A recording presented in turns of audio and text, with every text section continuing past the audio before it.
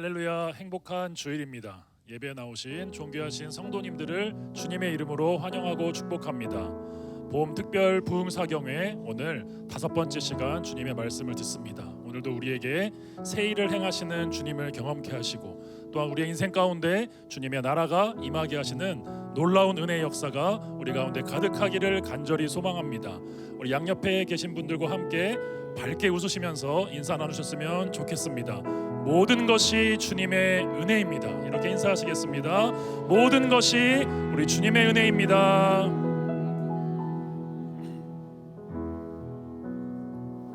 우리 함께 찬양하겠습니다. 은혜 아니면 살아갈 수가 없네.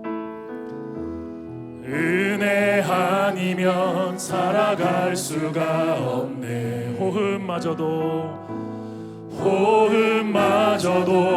다 주의 것이니 세상 평안과 위로 내게 없어도 예수 오직 예수뿐이. 한 번 더 우리의 마음을 들여 찬양합니다. 은혜 아니면 살아갈 수가 없네. 호흡마저도 다 주의 것이니 세상 평안과 위로 내게 없어도 예수 오직 예수뿐. 한 번 더 고백할까요? 은혜 아니면 살아갈 수가 없네. 은혜 아니면 살아갈 수가 없네. 호흡마저도 다 주의 것이니 세상 평안과 위로 내게 없어도 예수 오직 예수뿐이네. 크신 계획 다 볼 수도 없고 크신 계획 다 볼 수도 없고 작은 고난에 지쳐도 주께 묶인 나의 모든 삶 버티고 견디게 하시네. 은혜 아니면 살아갈 수가 없네. 은혜 아니면 살아갈 수가 없네. 나의 모든 것 주께 맡기니 나의 모든 것 다 주께 맡기니 참된 평안과 위로 내게 주신 주 예수 오직 예수뿐이네. 우리 처음부터 한 번 더 고백하겠습니다. 은혜 아니면 살아갈 수가 없네. 은혜 아니면 살아갈 수가 없네. 호흡마저도 주의 것이니 호흡마저도 다 주의 것이니 세상 평안과 위로 내게 없어도 예수 오직 예수뿐. 그렇지. 크신 계획 다 볼 수도 없고 크신 계획 다 볼 수도 작은 고난에 지쳐도 주께 묶인 나의 모든 삶 버티고 견디게. 한 번 더 크신 계획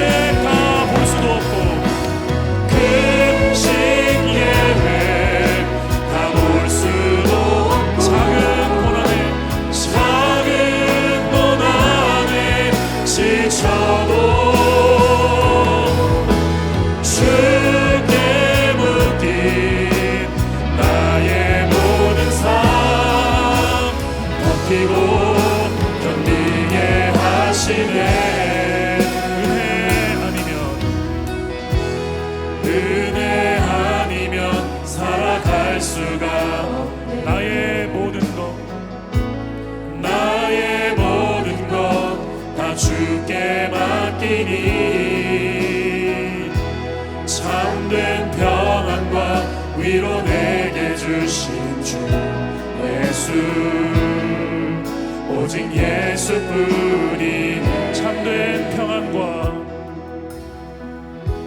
참된 평안과 위로 내게 주신 주 예수,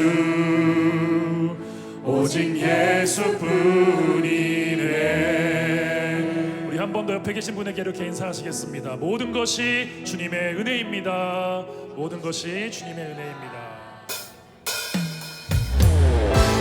할렐루야. 우리가 고난과 어려움 속에 있을지라도 주의 크신 은혜가 우리의 삶을 붙드시는 줄 믿습니다. 이 시간 우리 주님의 은혜를 갈망하는 마음으로 함께 고백합니다. 내 주 하나님, 내 주 하나님, 넓고 큰 은혜는 저 큰 바다보다 깊네. 너무 밧줄을 흘러 깊은 데로 한 번 더 고백합니다. 내 주 하나님, 내 주 하나님, 넓고 큰 은혜는 저 큰 바다보다 깊다. 너무 밧줄을 흘러 깊은 데로 저 한가운데 언덕을 떠나서 창파에 뱉이고 내 주 예수 은혜의 바다로 내 맘 던져가.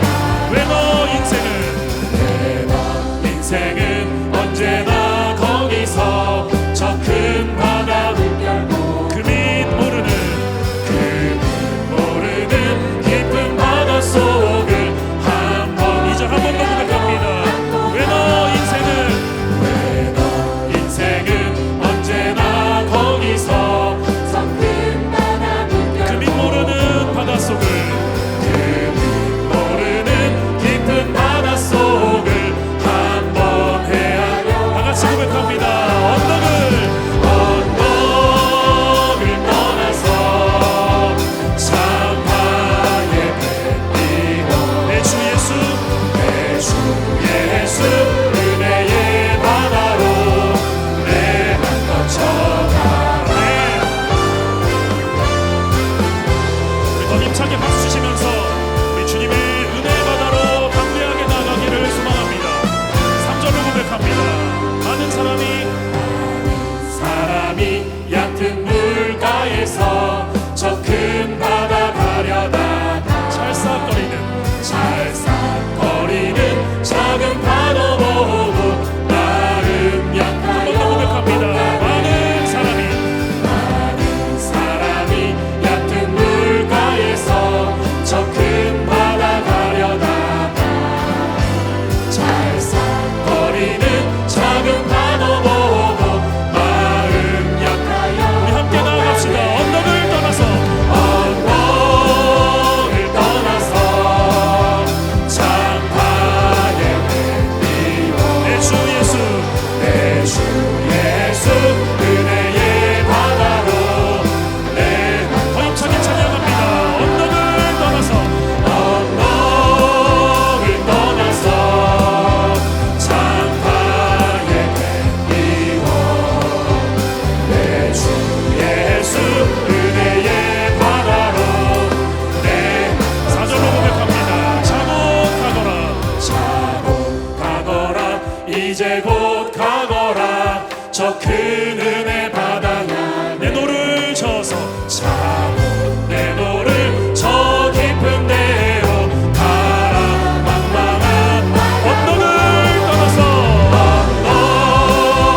떠나서 창파에 내 주 예수 은혜의 바다로 우리의 목소리로만 고백합니다. 언덕을 떠나서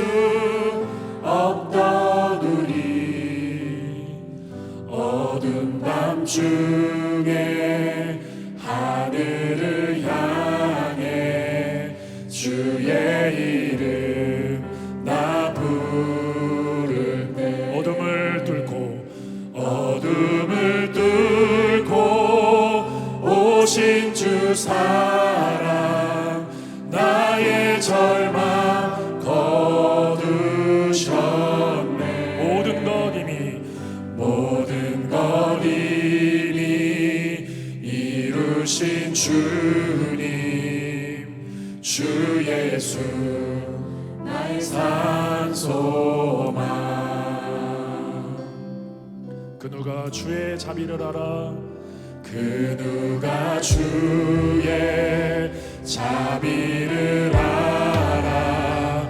한없는 은혜 증량할까.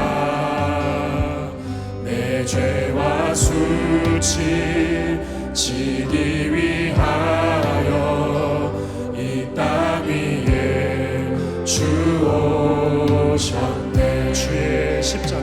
주의 십자가 날 구원하사 왕의 자녀 삼으셨네. 나는 영원히 주님의 소유, 주 예수 나의 산 소망. 함께 고백합니다. 할렐루야. 주님은 할렐루야. 주를 찬양하여라. 할렐루야. 내게 자유 주셨네. 죄의 저주 끊으신 구원의 주 그 이름 주 예수. 한 번 더 고백하겠습니다. 할렐루야. 주를 찬양하여라. 할렐루야. 주를 찬양하여라. 할렐루야. 내게 자유 주셨네. 죄의 저주 끊으신 구원의 주 그 이름 주 예수 나의 산 소망. 언약의 말씀, 언약의 말씀 이루어진 아침, 주님의 호흡 시작됐네. 죽음 이기신 유다의 사자, 부활하신 예수 그리스도. 언약의 말씀, 언약의 말씀 이루어진 아침, 주님의 호흡 시작됐네. 유다의 사자 위엄찬 보혈, 주 예수 승리하셨네. 주 예수 승리하셨네. 주 예수 승리하셨네. 할렐루야. 주님은 할렐루야. 주를 찬양하여라. 할렐루야. 내게 자유 주셨네. 죄의 저주 끊으신 구원의 주 그 이름 주 예수 나의 삶의 마지막으로 고백합니다. 할렐루야. 주를 할렐루야. 주를 찬양하여라. 할렐루야. 내게 자유 주셨네. 죄의 저주 끊으신 구원의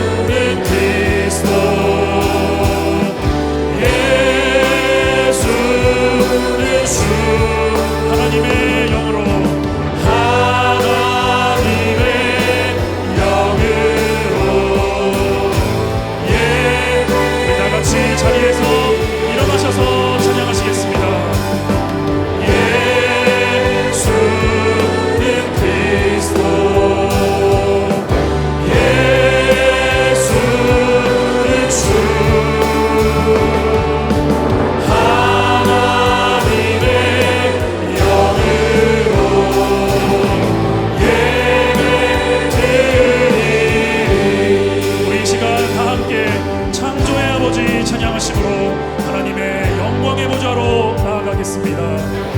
창조의 아버지 그 성리 보이사 택하신 세대 일으키어 이 땅을 고치소서. 주의 크신 능력, 주의 크신 능력 만물이 사모하니 성령의 기름 부어주사 이 시간 임하소서. 주 영광 여기 임하사, 주 영광 여기 임하사 열방 향해 그 빛 비추소서. 주의 얼굴 구할 때 주의 은혜 머무소서. 열방의 통치자, 열방의 통치자 세상이 보리라. 신실한 주의 약속으로 교회는 승리하리니 우리를 돌아보사, 우리를 돌아보사 강건케 다 같이 믿음으로 선포합니다. 연약한 모두 벗어지고 승리케 하옵소서. 주 영광 여기 임하사 열방 향해 그 빛 비추소서. 주의 얼굴 구할 때 주의 은혜 머무소서. 주 영광 여기 임하사, 주 영광 여기 임하사 열방 향해 그 빛 비추소서. 주의 얼굴 구할 때 주의 은혜 새 일을 행하시는 주님을 찬양합니다. 영광, 영광 영광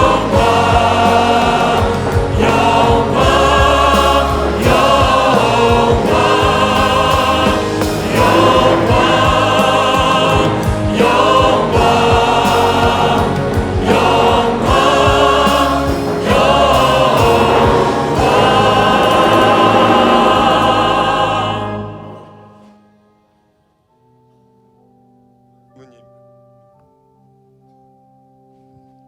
하나님은 영이시니 예배하는 자가 성령과 진리로 예배할지니라. 아멘. 사랑하는 형제자매 여러분, 우리 하나님께서 기뻐하시는 예배는 상한 마음과 통회하는 심령이라고 하셨습니다. 이 시간 성령께서 우리의 마음을 살피셔서 깨닫게 하여 주시는 우리의 죄와 허물을 진실한 마음으로 주님께 고백하고 참회의 기도를 드리는 시간을 갖겠습니다. 다 같이 침묵 가운데 기도하시겠습니다.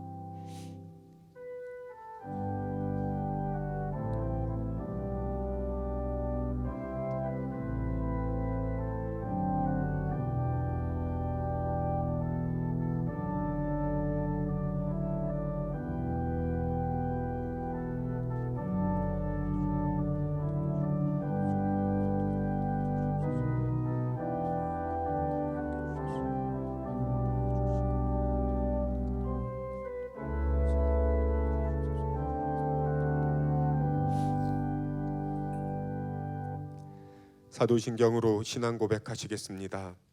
전능하사 천지를 만드신 하나님 아버지를 내가 믿사오며 그 외아들 우리 주 예수 그리스도를 믿사오니 이는 성령으로 잉태하사 동정녀 마리아에게 나시고 본디오 빌라도에게 고난을 받으사 십자가에 못 박혀 죽으시고 장사한 지 사흘 만에 죽은 자 가운데서 다시 살아나시며 하늘에 오르사 전능하신 하나님 우편에 앉아 계시다가 저리로서 산자와 죽은 자를 심판하러 오시리라.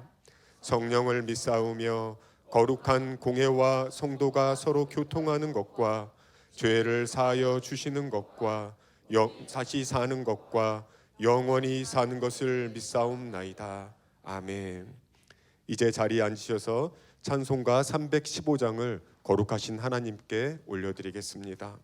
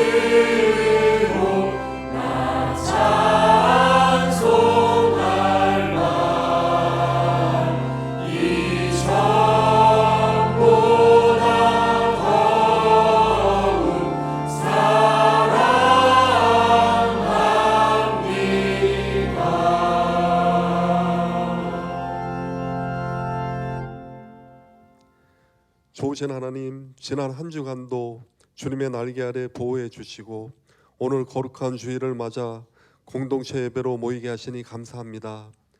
오직 하나님만이 우리 인생의 참된 주인이시며 복의 근원이심을 고백합니다. 그러나 지난 한 주를 돌이켜 볼 때 하나님으로 온전히 채우지 못한 마음을 세상의 다른 대안으로 채우려 했고 여전히 삶의 무게에 매여 연약하게 살아왔음을 고백합니다. 십자가의 사랑으로 우리를 긍휼히 여겨 주시옵소서. 이제 말씀을 듣고 순종의 믿음으로 결단하오니 매 순간 하나님과 동행하며 새 일을 행하시는 주님 안에서 참된 행복을 누리는 삶이 되게 하옵소서. 사랑의 주님, 가정의 달인 5월을 허락하심에 감사합니다. 우리를 한 가정의 구성원으로 삼아 살게 하신 은혜에 감사하며 내가 속한 가정을 하나님이 기뻐하시는 믿음의 공동체로 세워갈 수 있도록 저희에게 지혜와 사랑으로 더하여 주시옵소서. 부모님께 효도하며 감사할 줄 알게 하시고 무엇보다 우리를 구원해 주신 하나님의 은혜에 더욱 깊이 감사하는 자녀들이 되게 하옵소서. 이 나라와 민족을 위해 기도합니다. 전쟁의 이역과 자국 이익을 위한 치열한 경쟁으로 세계가 어지러운 시기를 지내고 있습니다. 이 땅의 모든 전쟁이 종식되게 하시고 하합의 영을 부어 주시옵소서. 이 민족이 하나님의 공의를 두려워하며 주님의 권위를 인정하는 민족이 되길 원합니다. 우리 사회 내부의 갈등과 분열을 치유하여 주시고 주님의 평화가 충만하여 진정한 화합의 길로 나아가게 하옵소서. 삶의 다양한 고난과 육신의 질고 가운데 있는 지체들을 위해 간절히 기도합니다. 모든 상황이 막막할지라도 우리의 참 소망이며 이로자 되시는 주님만을 바라보게 하옵소서. 매일 하늘로부터 공급하시는 새 힘을 얻어 고통을 이겨내고 승리하는 삶이 되게 하옵소서.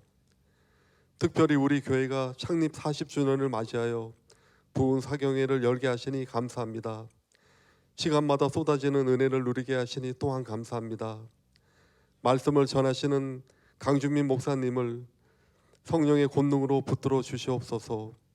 룻기 말씀을 통해 전해지는 다시 시작케 하시는 하나님의 은혜가 온 성도의 가슴 깊이 새겨지게 하시고 목사님의 사역과 섬기시는 교회 이에도 동일한 은혜로 함께하여 주시옵소서.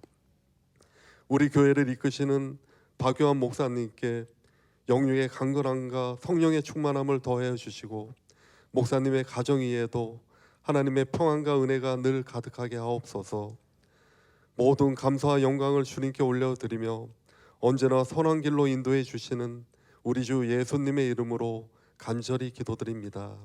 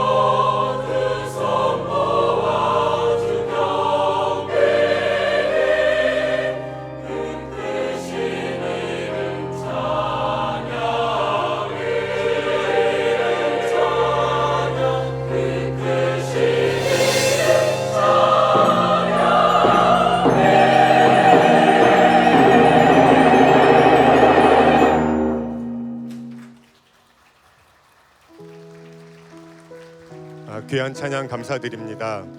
오늘 은혜의 공동체에 처음 오신 분들을 진심으로 환영합니다. 여러분들을 새가족반에서 꼭 만나 뵙기를 소망합니다. 이 시간 옆에 계신 분들과 함께 축복하는 시간을 갖겠습니다.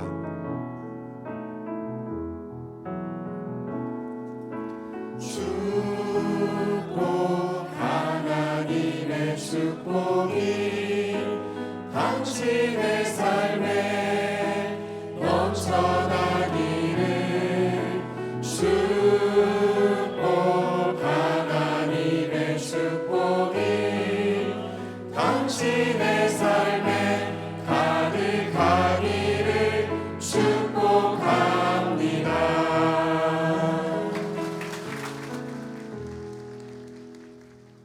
오늘은 어린이 주일입니다. 아이들의 순수한 웃음소리처럼 밝은 기쁨이 넘치는 그런 가정 되시기를 소망합니다.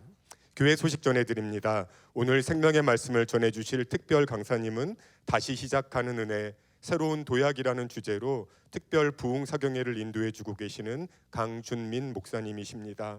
목사님은 현재 LA 새생명 비전교회를 섬기시고 계십니다.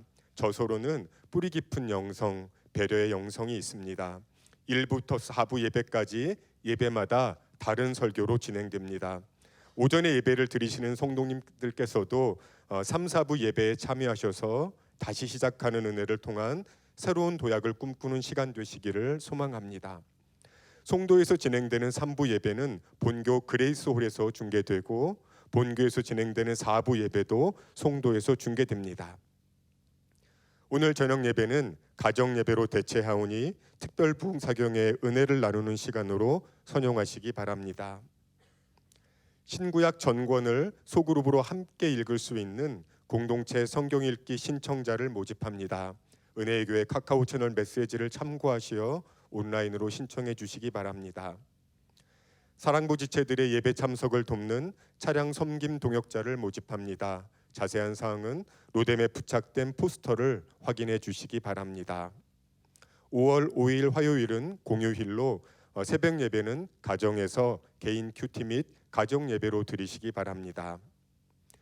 혼인 안내 드립니다. 강병휘, 김예은 커플의 혼인 예식이 5월 9일 토요일 오전 11시 30분에 있습니다. 믿음의 가정이 잘 세워지도록 기도 부탁드립니다. 이 시간 한지혜 집사님의 봉헌 찬양과 함께 우리의 마음과 정성을 다하여 주님 앞에 봉헌하시겠습니다. 박수로 맞이하시겠습니다.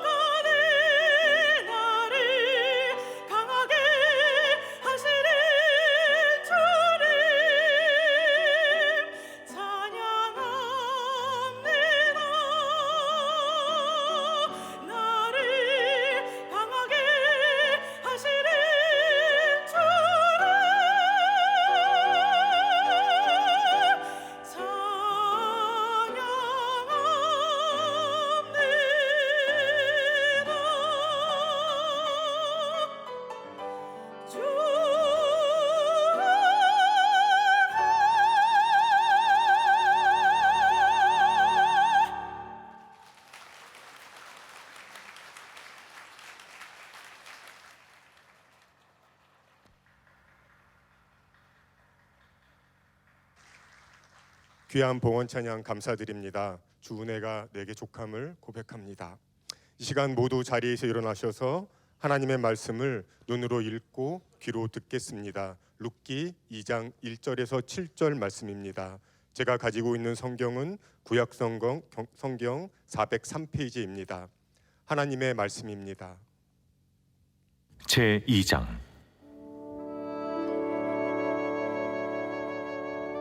나오미의 남편 엘리멜렉의 친족으로 유력한 자가 있으니 그의 이름은 보아스더라. 모압 여인 룻이 나오미에게 이르되 원하건대 내가 밭으로 가서 내가 누구에게 은혜를 입으면 그를 따라서 이삭을 줍겠나이다. 하니 나오미가 그에게 이르되 내 딸아 갈치오다. 룻이 가서 베는 자를 따라 밭에서 이삭을 줍는데 우연히 엘리멜렉의 친족 보아스에게 속한 밭에 이르렀더라. 마침 보아스가 베들레헴에서부터 와서 베는 자들에게 이르되 여호와께서 너희와 함께 하시기를 원하노라. 여호와께서 당신에게 복 주시기를 원하나이다 하니라. 보아스가 베는 자들을 거느린 사환에게 이르되 이는 누구의 소녀냐? 하니 베는 자를 거느린 사환이 대답하여 이르되 이는 나오미와 함께 모압 지방에서 돌아온 모압 소녀인데 그의 말이 나로 베는 자를 따라 단 사이에서 이삭을 줍게 하소서 하였고 아침부터 와서는 잠시 집에서 쉰 후에 지금까지 계속하는 중이니이다. 아멘. 모두 자리에 앉아 주시기 바랍니다. 이제 말씀을 듣기에 앞서 전하실 목사님과 예배를 위해 그리고 우리에게 듣는 마음 허락하시기를 간절히 기도하시겠습니다.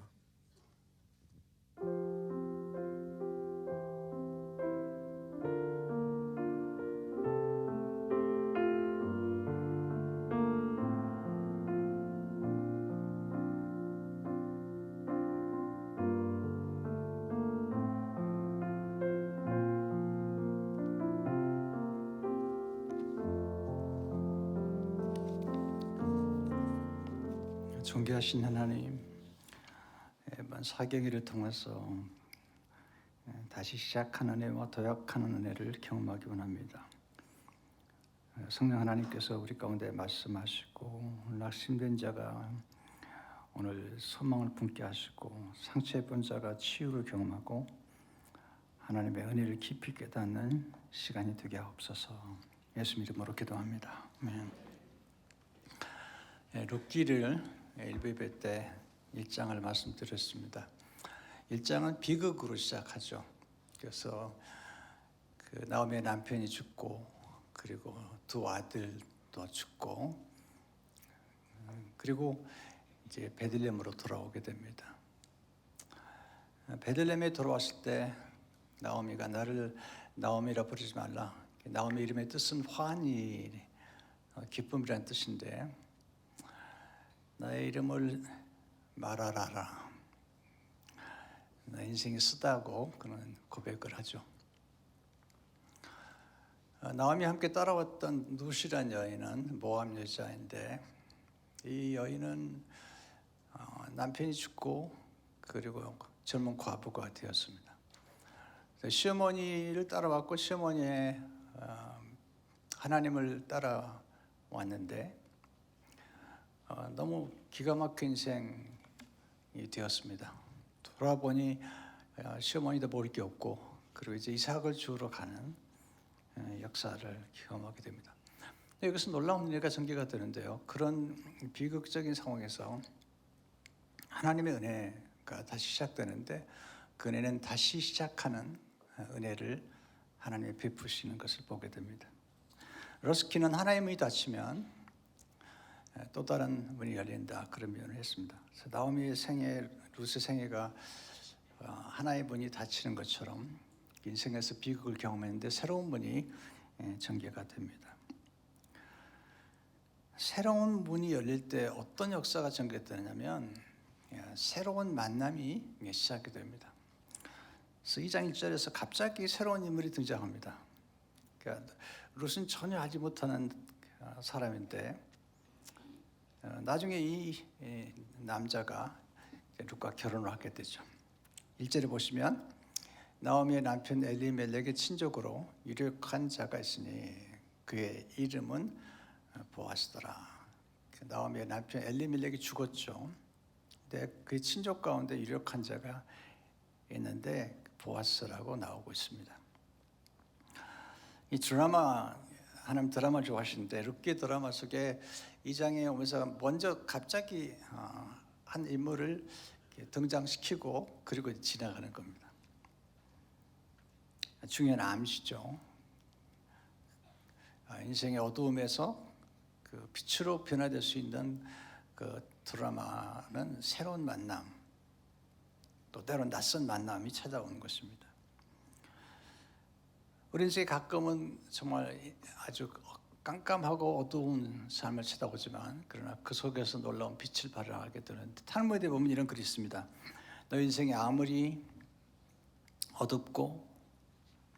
어둡다고 할지라도 너의 현실이 눈동자같이 깜깜하다고 할지라도 낙심하지 말아라.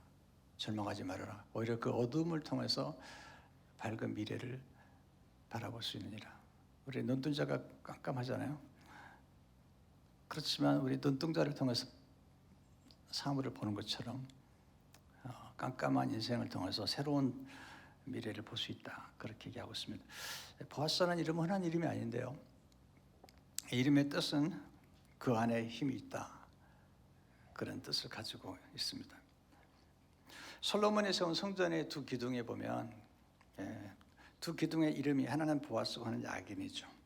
역대하 3장 17절에 보게 되면 그 두 기둥을 성전 앞에 세웠으니 왼쪽 게 하나요 오른쪽에 하나라. 오른쪽 것은 야긴이라 부르고 왼쪽 것은 보아스라 불렀더라.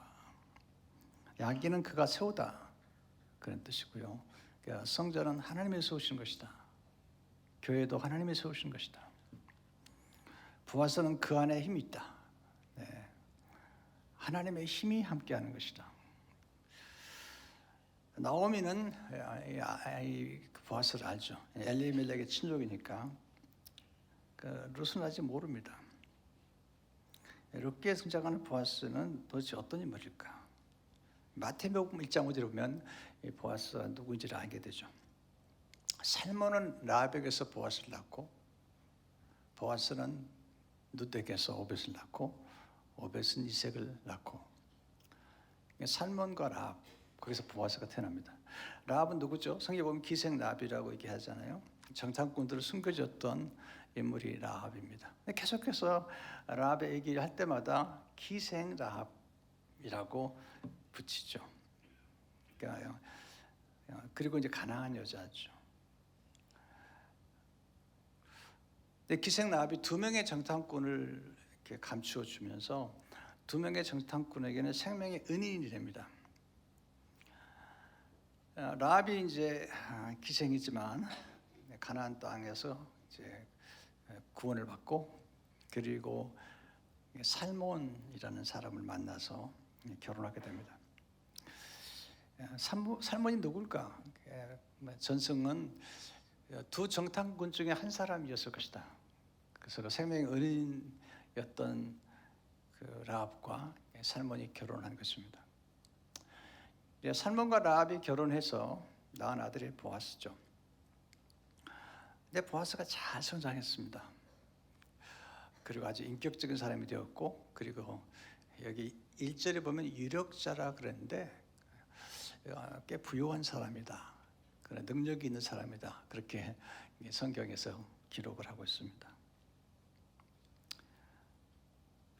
근데 보아스는 기생 라합의 아들이기 때문에 그리고 가나안 여인의 아들이기 때문에 그가 잘 성장했지만 유다 백성, 그 베들레헴 사람들이 이 보아스에게 딸을 주려고 하지 않은 것 같았어요.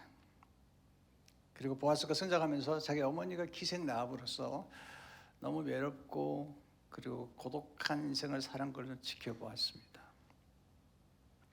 이방 여자로서 또 기생으로서 비록 결혼하고 하나님을 믿었지만 어머니의 생애를 지켜보면서 너무 외로운 여인, 그리고 이방 여인, 사람들의 보이지 않게 차별하고 차가운 눈빛을 던졌던 그런 것들을 이제 보면서 성장한 것이죠.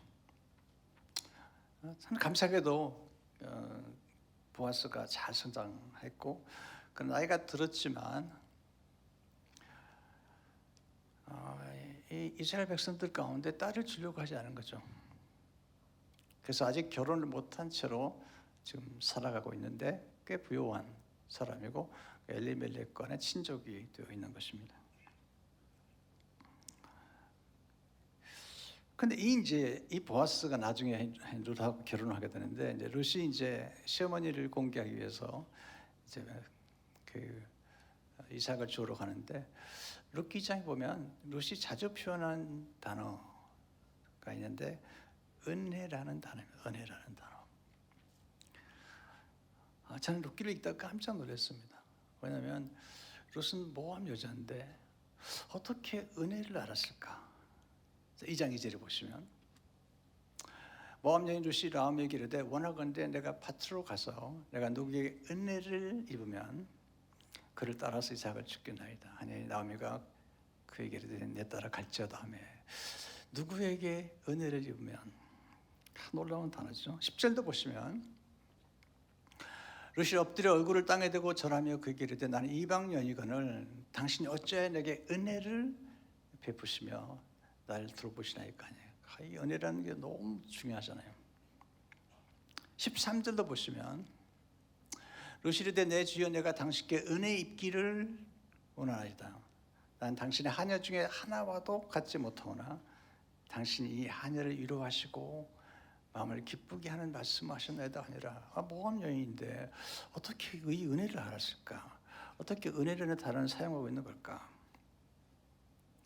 나중에 이제 그 룻이 시어머니에게 곡식을 이제 이삭 주온 곡식을 드렸을 때 보아스의 밭에서 이삭을 줬습니다. 그렇게 얘기하니까 나오미가 또 놀라운 얘기를 하죠. 20절에 보면 2장 20절에 보게 되면 나오미가 자기 며느리에게 이르되 그가 여호와로부터 복받기를 원하라. 그가 살아있는 자와 죽은 자에게 은혜 베풀기를 그치지 아니하도다 하고 여기 나오는 은혜가 헤세드인데요. 하나님의 사랑, 하나님의 자비. 이 보아스가 그런 은혜를 베푼 거죠. 하고 나오미가 또 그 얘기를 해. 그 사람은 우리와 가까우니 우리 기업을 물을 자 중에 하나이라 하니라. 이렇게 이제 그 나오미가 룻에게 이야기를 해주는 것을 보게 됩니다. 계속 은혜라는 단어, 또 함께 등장하는 단어가 복이라는 단어입니다. 자, 우리가 예수 믿는 우리들에게 가장 가슴에 품어야 될 단어 중 하나가 은혜라는 단어하고 또 복이라는 단어입니다. 복은 하나님의 생명의 흐름을 의미하죠. 그러니까 하나님의 생명의 흐름이 있을 때 번성하게 되잖아요. 여기서 이제 룻이라는 여인이 이제 새롭게 시작합니다. 어떻게 새롭게 시작했을까? 네. 제가 일부에도 말씀드렸지만 제가 2009년들에 교회 어려움을 당하고 새롭게 교회를 시작했습니다. 그 교회가 지금 제가 섬기고 있는 새생명 비전 교회입니다.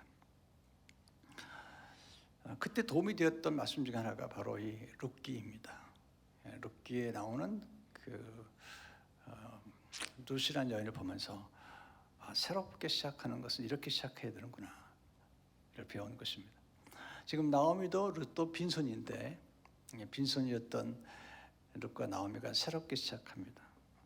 어떻게 새롭게 시작할까요? 첫째로 새롭게 시작할 때는 처음처럼 시작하십시오. 처음처럼. 이건 이제 뭐 소주 이야기가 아니고요. 네, 처음처럼 시작하는 얘기죠. 어떻게 처음처럼 시작할까요? 첫째로 다시 시작할 때는 하나님과 함께 시작하는 하나님과 함께. 인생은 야구 게임과 같다 그렇게 말씀드렸죠. 야구 게임은 홈에 시작해서 1루, 2루, 3루 또 다시 홈으로 돌아온 것처럼 우리는 거듭 하나님께로 돌아와서 시작해야 됩니다. 저희가 어려움을 겪고 이제 제 아내와 제가 이제 새롭게 시작하려고 할 때 그때 이제 둘이 앉아가지고 이렇게 우리 삶 속에 아직 남아 있는 게 뭔지를 살피는 중에 하나님이 함께 하시구나, 하나님이 남아 계시구나. 하나님과 함께 시작하자. 루시 어떻게 하나님과 함께 시작을 알 수 있죠? 이제 보아스가 나중에 얘기를 해주죠. 보아스가 12절에 보면 여호와께서 내가 행한 일에 보답하시기 원하며 이스라엘 하나님 여호와께서 그의 날개 아래 보호를 받으러 온 내게 온전한 상 주시기를 원하노라 하는지라. 그러니까 루시라는 여인이 시어머니 따라왔지만 그가 시작할 때 하나님 부지했던 겁니다. 그걸 알아본 사람이 보아스죠. 둘째, 다시 시작할 때는 은혜를 붙잡고 시작해야 됩니다. 은혜란 전혀 받을 자격이 없는 자에게 베푸신 하나님의 호의죠. 자, 이제 다시 보시면 모압 여인 룻이 나오미에게 이르되 원하건대 내가 밭으로 가서 내가 누구의 은혜를 입으면 그를 따라서 이삭을 죽겠나이다 하니 나오미가 그에게 이르되 내 따라 갈지어다 하며.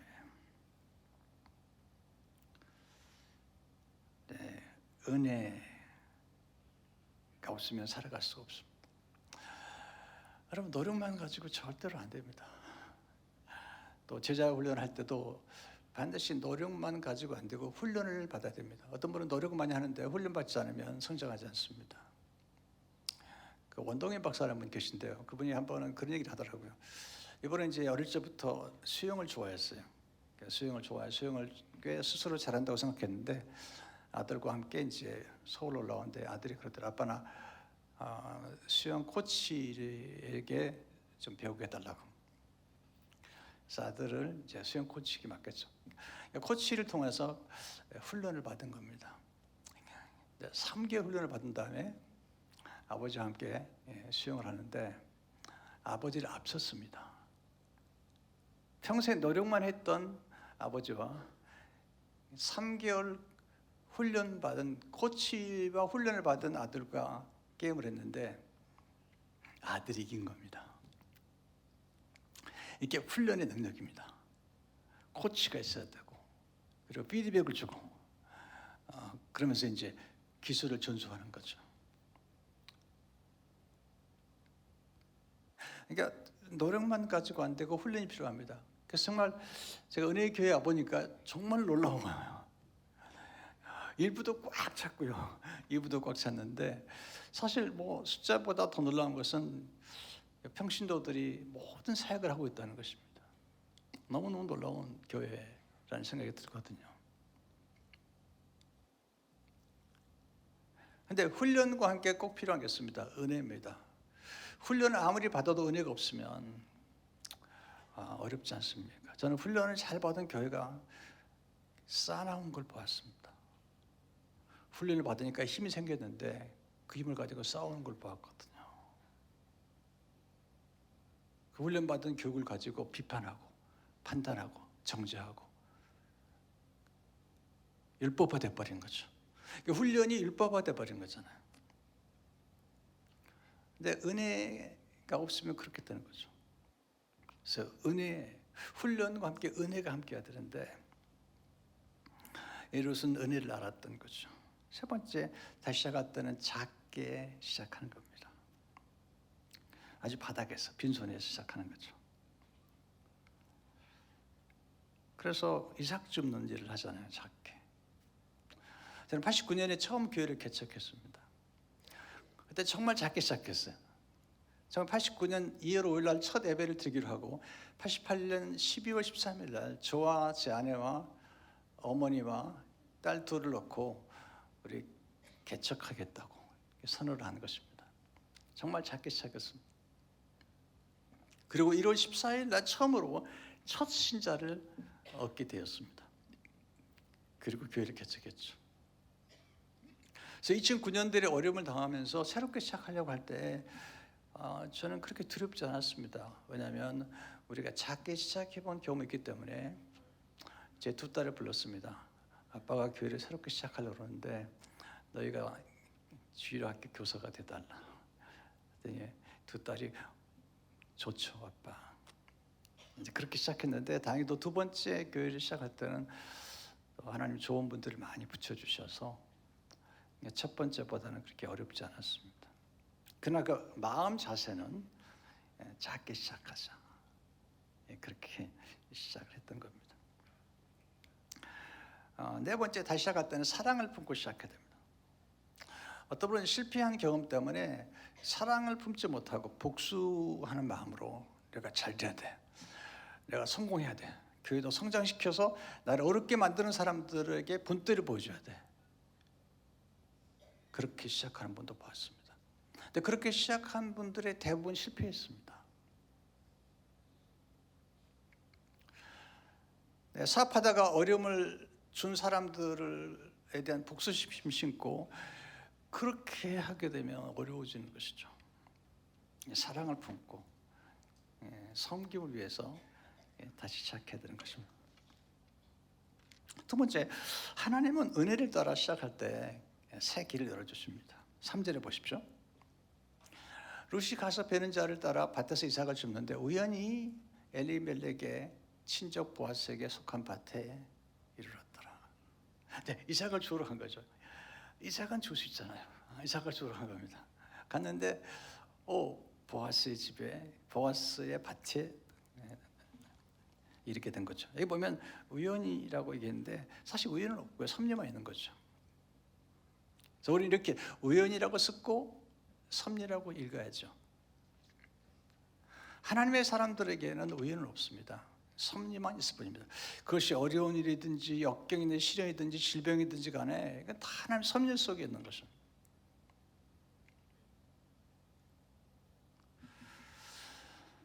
제가 왜 이번에 은혜의 교회 와서 설교하는지 전 잘 모르겠어요. 왜 박예원 목사님 저를 불렀는지 잘 모르겠어요. 아마 자랑하려고 부른 것 같기도 해요. 이렇게.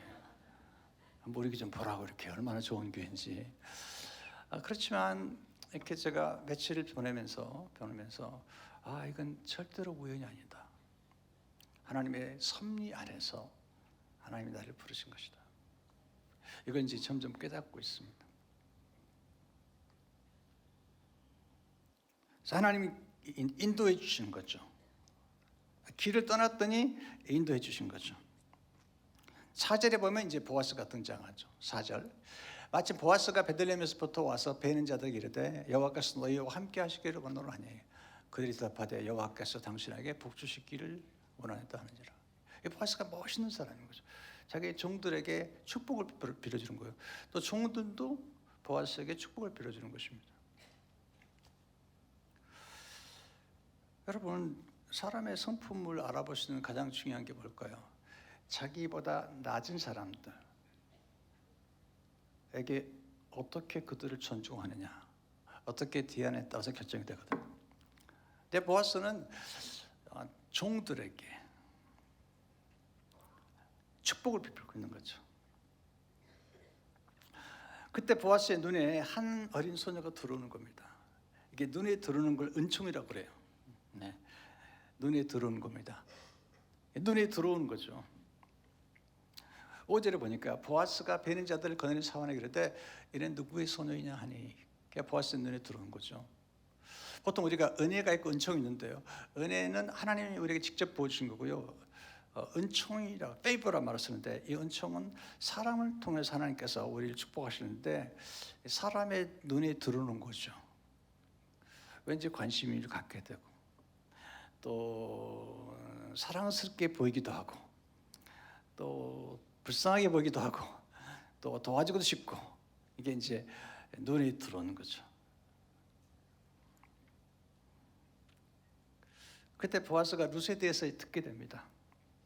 이미 들었지만 새롭게 듣게 됩니다. 뒤에 가면 알게 되지만 룻은 이미 모압 여인 그 보아스는 룻이 누군지를 알고 있지만 처음 만나게 되면서 사환을 통해서 이제 얘기를 듣는 거죠. 6절 7절 보시면 베는 자를 거느린 사환이 대답하이르되 이는 나오미와 함께 모압 지방에서 돌아온 모압 소녀인데 그의 말이 나로 베는 자를 따라 단사에서 이삭을 죽게 하소서 하였고 아침부터 와서는 잠시 집에서 쉰 후에 지금까지 계속하는 중입니다.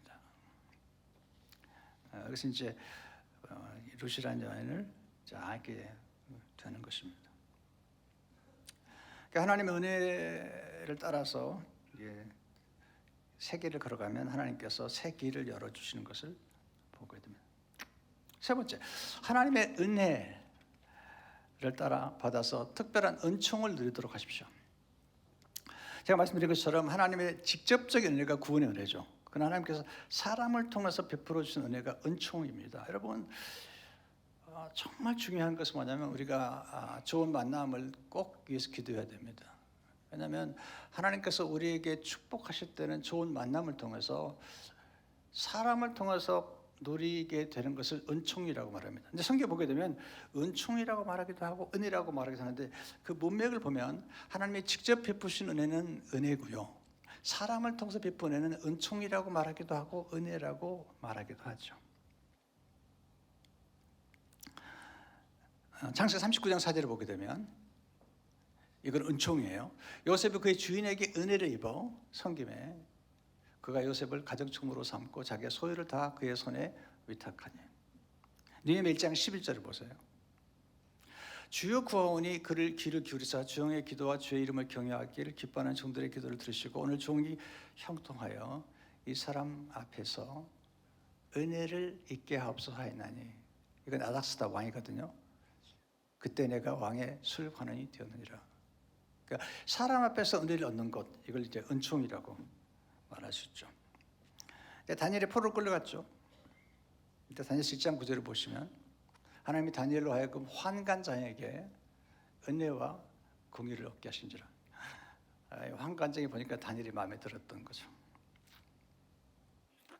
이게 은혜를 받게 되면 사람들에게 사랑스러워지는 거죠. 누가복음 2장 52절에 보면 이게 은총인데요. 예수는 지혜와 키가 자라가며 하나님과 사람에게 더욱 사랑스러워 가시다. In favor with God and man이라고 쓰는데 하나님과 사람 사이에 favor, 이렇게 호의를 갖게 된다, 호감을 갖게 된다, 사랑스러워진다는 거죠. 보아스가 루엣에게 특별한 은총을 베푸기 시작합니다. 8절 9절을 보세요. 무슨 은총을 베푸? 보아스가 루엣에게 이르되 내 딸아 들으라. 이삭을 주러 다른 밭으로 가지 말며 여기서 떠나지 말고 나의 손들과 함께 있어라. 그들이 베는 밭을 보고 그들을 따르라. 내가 그 소년들에게 명령하여 내게 건드리지 말라 했느니라. 목이 마르거든 그릇에 가서 소년들의 기러운 것을 마실지니라 하는지라. 보아스가 루스에게 세 가지 은총을 베풀죠. 우리 밭에서 계속 이삭을 주어라. 두 번째, 소년들이 건드리지 못하게 했다. 그 당시 이방 여인은 쉽게 누구나 건들 수 있는 거예요.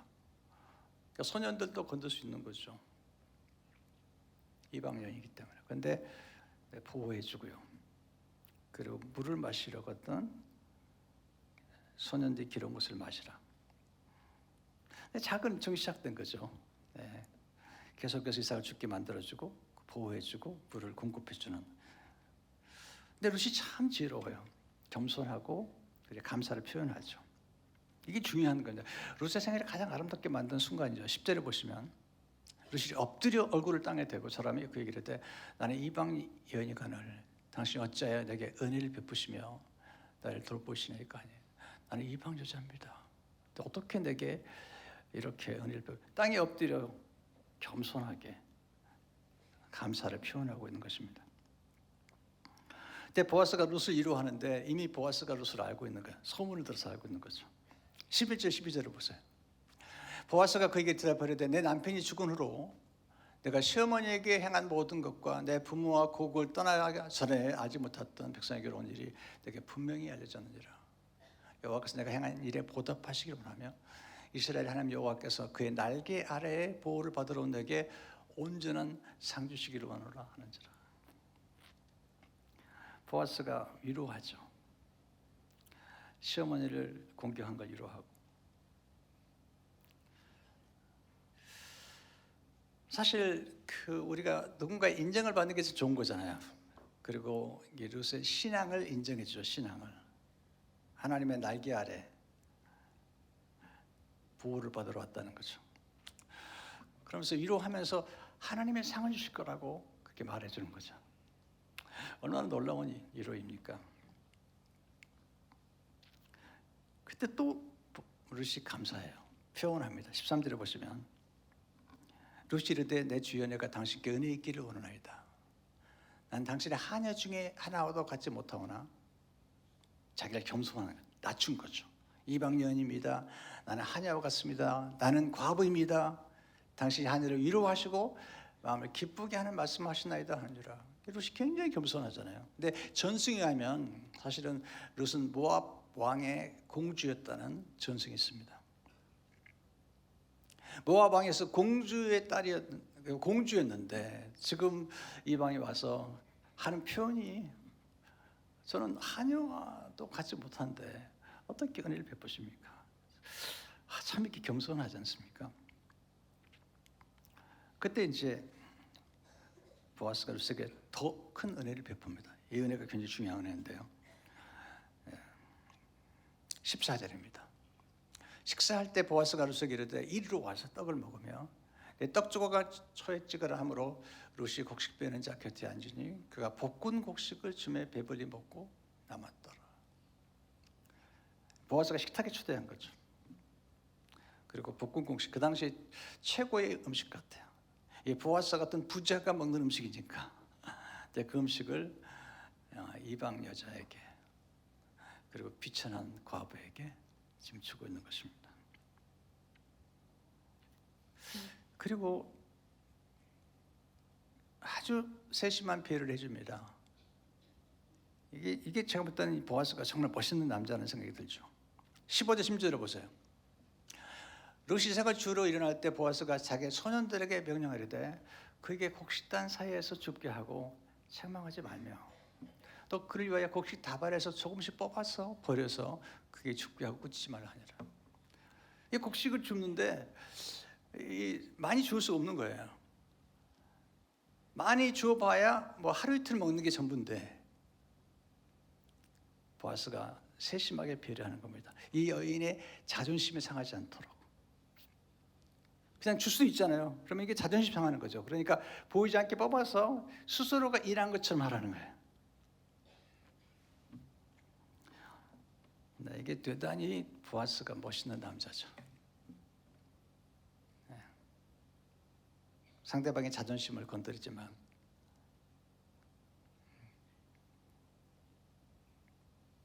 우리가 누군가를 도울 때도 마찬가지죠. 누가 도울 때도 상대방의 자존심을 상하지 않도록 배려하는 지혜가 필요하잖아요.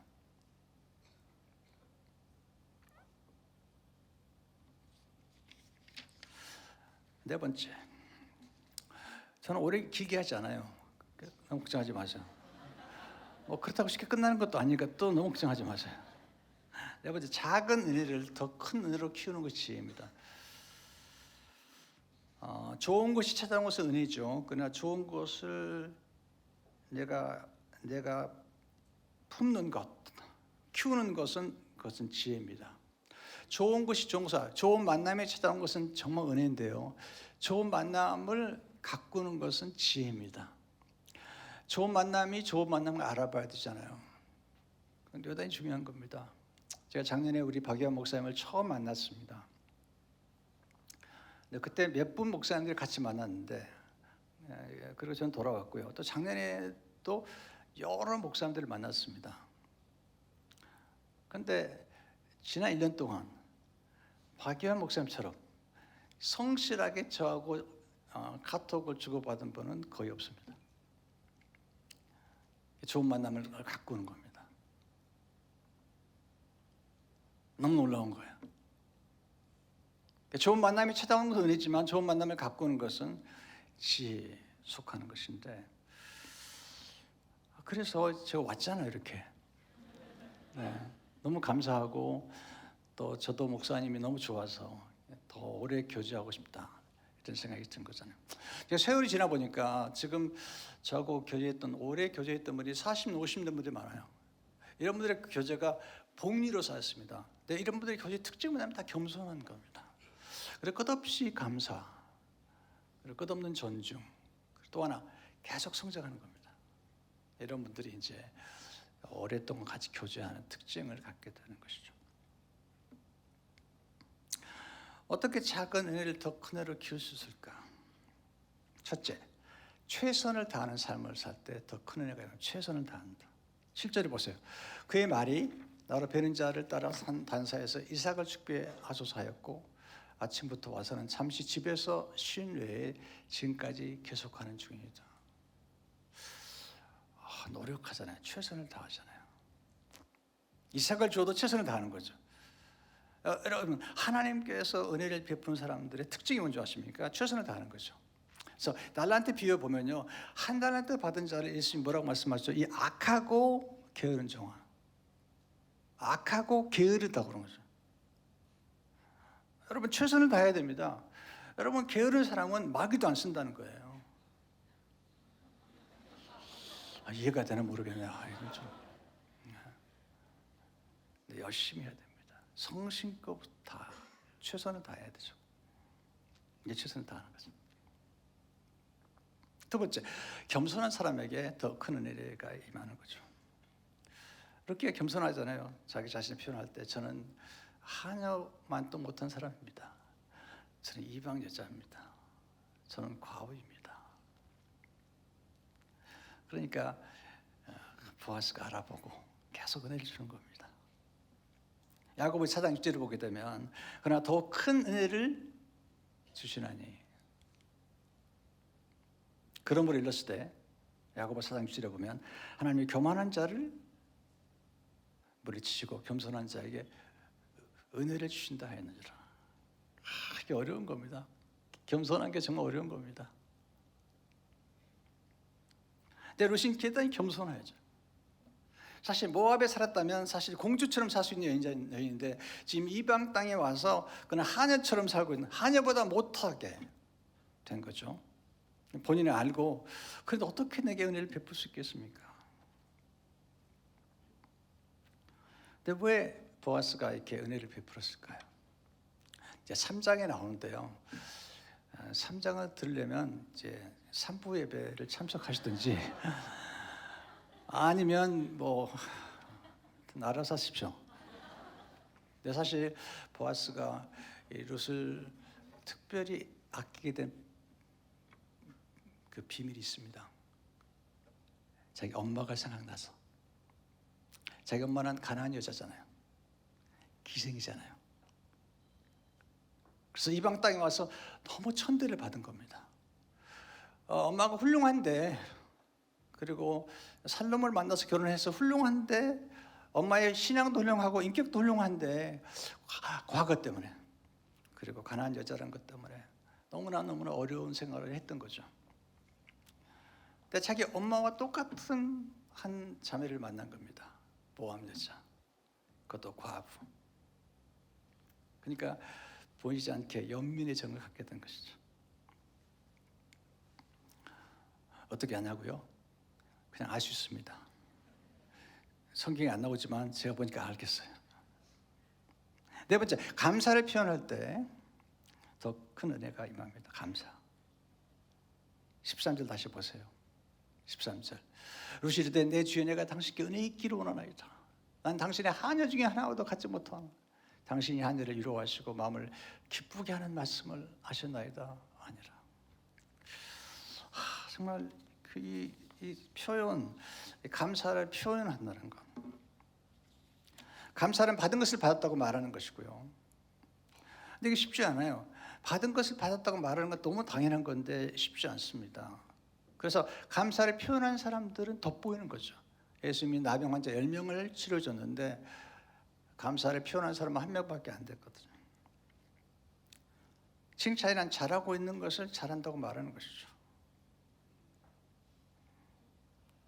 저는 이번에 박 목사님 만나가지고 많이 칭찬해드리고 있어요. 너무너무 잘하는 게 많은 거예요. 일부비 마치고 앉아서 쭉 목사님 얘기를 들으면서 와, 너무너무 잘하신다. 많이 배웠습니다. 아부란 잘하지 않는데 잘한다고 말하는 게 아부고요. 칭찬은 잘하고 있는 걸 잘한다고 말해주는 거예요. 지금 내가 아부하는 게 아닙니다. 여러분 아시잖아요. 그죠? 잘한 걸 잘한다고 말씀드리는 거죠. 감사는 좋은 것들을 끌어오는 자석과 같은 것입니다. 네 번째, 받은 은혜를 나눌 때 더 큰 은혜가 임하죠. 어머니한테 나누는 거죠. 룻기 2장 17절 18절을 보게 되면 룻이 밭에서 선들까지 죽고 그 죽은 곳을 떠나 보리가 한 에바쯤 되는지라. 그래서 가지고 성읍에 들어가서 시어머니에게 그 죽은 곳을 보이고 그가 배불리 먹고 남긴 것을 내어 시어머니에게 드리매. 볶음국식. 보아스랑 같이 먹었던 볶음국식 가운데 좋은 걸 또 남은 거 가지고 시어머니께 드린 것입니다. 근데 축복 나눈 게 아니라 또 하나 나눈 게 있습니다. 정보를 나눈 겁니다. 시어머니가 어디서 주웠느냐, 어제 일을 했느냐 이렇게 물어보는 거죠. 보통 며느리들이 이렇게 물어보면요, 어머니 그냥 드십시오. 왜 말이 많습니까? 그냥 드시면 되지. 이게 보통 며느리들이 하는 얘기입니다. 네. 남편이 진급했어요. 어머니 궁금하잖아요. 뭐가 궁금할 거예요? 월급이 얼마 올라왔냐고 궁금한 거죠. 네, 안 가르쳐 주는 거죠. 비밀이죠. 자, 19절 27절 보세요. 이제 거의 끝나갑니다. 19절. 그 시어머니가 그에게 이르되 오늘 어디서 주었느냐, 어디서 일을 하였느냐, 너를 돌본 자에게 복이 있기를 원하노라니 롯이 누구에게서 일했는지를 시어머니에게 알게 하이르되 오늘 일하게 한 사람의 이름은 보아스니라 하는지라. 나오미가 자기 며느리에게 이르되 그가 여호와로부터 복을 받기를 원하노라. 그가 살아있는 자와 죽은 자에게 은혜의 불길을 그치지 않냐도 하고, 나오미가 또 그에게 이르되 그 사람 우리가 가까우니 우리 기업을 부를 자 중에 하나니라 하니라. 모함 여인 롯이 이르되 그가 내게 또 이르기를 내 추수를 다 마치기까지 넌 내 소년들에게 가까이 있으라 하더이다 하니, 놀라운 정보를 이제 서로 나누게 됩니다. 롯은 지금 보아스가 누군지 모르는데 시어머니가 얘기하는 거죠. 기업 물을 자다. 이 기업 물을 자는 뭐냐면, 친족 가운데 어떤 사람이 먼저 죽으면 그 사람의 대를 이어주는 거예요. 그걸 구속자라면 킨스맨 리디머라는 말을 쓰는데요. 친족 가운데 구속해 사서 원 주인에게 돌려주거나 아니면 종손을 이어주는 제도입니다. 그런 기업 물을 자의 한 사람이라는 거죠. 만약에 롯이 어머니가 어디서 주었느냐 물었을 때 어머니 그냥 드세요, 그래서 끝냈으면 보아스가 누군지 모르는 거죠. 네, 친족 암시하는 거죠. 너의 남편이 될 수도 있다, 암시하는 거죠. 다섯 번째, 순종을 통해서 더 큰 은혜가 임합니다. 시어머니 말에 그대로 순종하죠. 22, 23절이면 나오미가 며느리 롯에게 이르되 내 딸아 너는 그의 손들과 함께 나가고 다른 밭에서 사람을 만나지 않은 것이 좋으니라 하는지라. 이에 롯이 보아스의 손들에게 가까이 있어 보리 추수와 밀 추수를 마치기까지 이삭을 주우며 그의 시어머니와 함께 거주하니라. 어머니 말에 순종을 하는 것을 보게 됩니다. 순종은 축복받는 비결입니다. 가끔 우리 이런 생각하죠. 하나님께 순종하면 되지. 그러나 사람에게도 순종해야 됩니다. 부모에게 순종하고 공경하는 것. 하나님 말씀하시잖아요. 내 부모에게 순종하라.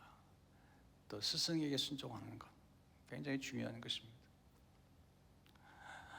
눈에 보이지 않는 스승에게 순종하지 않는 사람이 눈에 보이는 스승에 순종하지 않는 사람이 눈에 보이지 않는 하나님께 순종하셨을까요?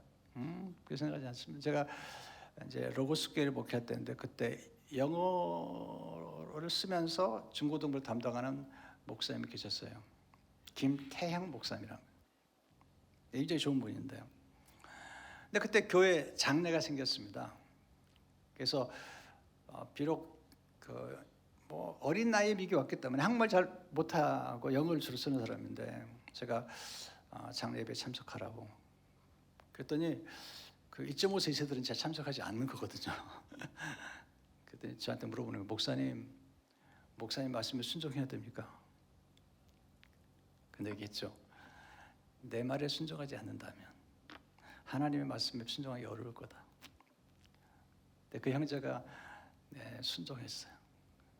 장례 예배에 참석하고 그다음 잘 성장했습니다. 나중에 캐나다에 선교사로 갔어요.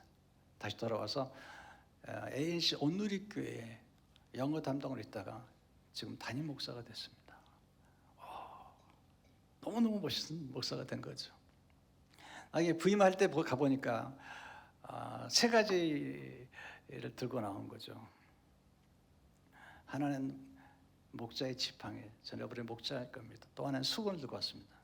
제가 여러분의 발을 씻어드리겠습니다. 또 하나는 십자가, 제가 십자가를 지켰습니다. 너무너무 아름답게 성장해서 제가 날 너무 감동을 받고 돌아왔습니다. 축사하러 갔다가 감동을 받고 돌아왔습니다. 하나님 은혜를 통해서 역전의 드라마를 서서히 전개해 주십니다. 이제 3장에 가면 이제 역전의 드라마가 어떻게 전개되는가 알 수 있어요. 그러니까 3장을 안 들으면 진짜로 여러분은 손해인 거죠. 왜냐하면 이제 3장에 가서 어떻게 역전이 되냐면 이제 보아스를 만나게 되고 보아스에게 청혼하는 스토리가 정해지면서 이 시어머니가 3장에 보면 자기 며느리에게 작업의 정석을 가르칩니다. 진짜 놀라운 작업의 정석을 가르칩니다. 그러니까 딸을 가진 부모님은 반드시 산부에 오셔야 됩니다. 결국은 결혼하거든요. 거기서 역전의 드라마가 형성이 됐죠. 여러분 인생이 아무리 힘들어도 아직 게임은 끝나지 않았습니다. 네, 아직 역전의 기회가 남아 있거든요. 결혼 아직 남아 있습니다. 최근에 우리 교회 한 자매가 결혼했는데 50살에 결혼했습니다. 50살에 너무 좋은 남편을 만났습니다. 아직 끝나지 않았습니다. 기회는 있습니다. 이 과부가 보아스를 만남으로 역전의 드라마가 형성이 되는 것이죠. 그럼 어떻게 작업의 정석을 가르쳤는지 3장에서 말씀드리겠습니다. 기도하겠습니다. 하나님 아버지 감사합니다. 오늘 주신 말씀을 가슴에 새기며 우리 성도 한 분 한 분이 어떻게 무너진 자리에서, 어떻게 바닥에서, 어떻게 남편을 잃어버리고 혼자 된 상황에서 여전히 하나님의 축복 안에 들어갈 수 있는지 하나님 기억하게 하시고, 그러나 하나님이 함께 하시고 은혜를 사모했던 여인, 하나님의 축복을 사모했던 여인, 그리고 어머니를 공개하기, 시어머니를 공개하기 위해서 이삭을 주로든 나가 있는 이 여인에게 보아스를 만나게 하시고 인생 역전의 드라마를 만드신 하나님, 오늘 여기 모인 성도 한 분 한 분에게 어떤 상황이 있든지 간에, 바닥이 있든지 빈손이 있든지 아니면 상실의 경험을 하든지 간에 낙심하지 않냐고 새롭게 시작하고 또 더 이전보다 더 잘 되는 놀라운 축복을 경험하도록 역사해 주옵소서. 지금은 교회의 머리가 되신 우리 주 예수 그리스도의 구속의 은혜와 하나님 아버지의 극진하신 사랑하심과 성령님의 놀라운 은총이 머리 숙인 손을거린 자녀들, 성도샘, 우리 민족과 북한의 동포들과 열방 위에 지금부터 영원토록 함께 계시옵기를 간절히 축원하옵나이다. 아멘.